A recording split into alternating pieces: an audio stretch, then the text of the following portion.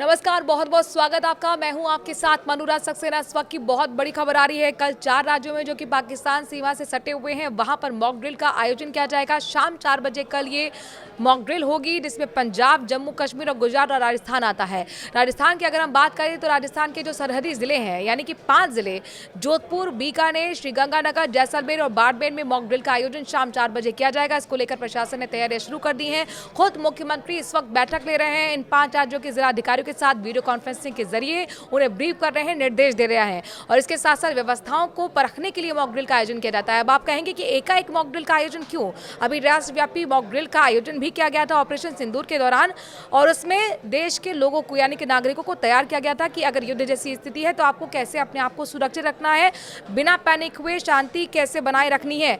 और एक बार फिर इसी तरह की एक्सरसाइज कल शाम 4 बजे होगी। आप कहेंगे कि अचानक एकाएक मॉक ड्रिल क्यों आयोजित हो रहा है? दरअसल आपको याद होगा, प्रधानमंत्री नरेंद्र मोदी राष्ट्र के नाम संबोधन में साफ तौर पर यह बात कह चुके हैं कि ऑपरेशन सिंदूर अभी थमा नहीं है, अभी रुका नहीं है। अगर सीजफायर का उल्लंघन पाकिस्तान करता है तो उसे एक्ट ऑफ वॉर माना जाएगा और ऑपरेशन सिंदूर के तहत उसके खिलाफ बड़ी कार्रवाई की जाएगी। लिहाजा एक बार फिर देश को अलर्ट किया जा रहा है, नागरिकों को अलर्ट किया जा रहा है कि अगर कोई भी युद्ध जैसी स्थिति होती है, स्ट्राइक होती है, तो आपको अपने आप को कैसे काम कंपोज रखना है और अपने आप को कैसे सेफ रखना है।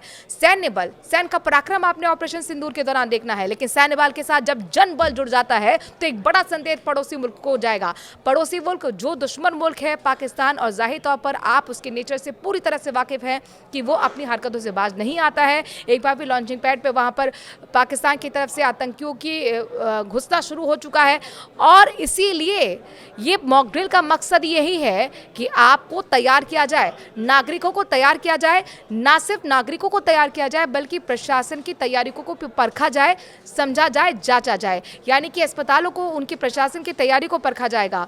पुलिस कितनी अलर्ट है, सुरक्षा बल कितने अलर्ट हैं, इन तमाम तैयारियों को जरिए ये समझा जाएगा, एक्सरसाइज के जरिए समझा जाएगा। आपने देखा कि जब राष्ट्रव्यापी पूरा मॉक ड्रिल हुआ था उस दौरान 15 मिनट का ब्लैकआउट भी हुआ था।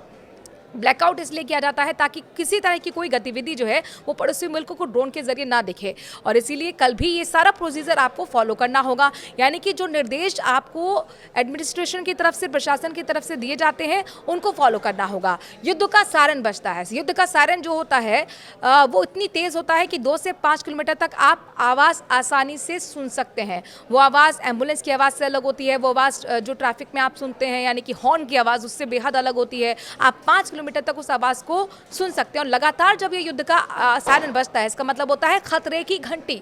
आपको 15 मिनट मिलते हैं, 10 से 15 मिनट के अंदर आपको सुरक्षित जगह पर जाना होता है और अस्पतालों में भी उस व्यवस्था को परखा जाएगा कि अगर कोई आपदा आती है, अगर कोई विपदा आती है, क्योंकि मॉक ड्रिल का मकसद यही है कि आप लोगों को तैयार करना आपदा से निपटने के लिए, चुनौती से निपटने के लिए, व्यवस्थाओं को भी समझना, परखना। यानी कि जो हॉस्पिटल्स हैं वो कितने तैयार हैं, अगर किसी तरह की विशेष परिस्थिति आती है तो उसके लिए कितने बेड हैं, किस तरह डॉक्टर्स वहाँ पर मौजूद हैं, इन सभी चीज़ों को कल समझा जाएगा, परखा जाएगा। खुद मुख्यमंत्री पूरी तरह से अलर्ट मोड पर आ गए हैं। जैसे ये आदेश पारित किया गया है 4 राज्यों के लिए, राजस्थान के मुख्यमंत्री भजनलाल शर्मा ने भी बैठक वीडियो कॉन्फ्रेंसिंग के जरिए बुलाई है।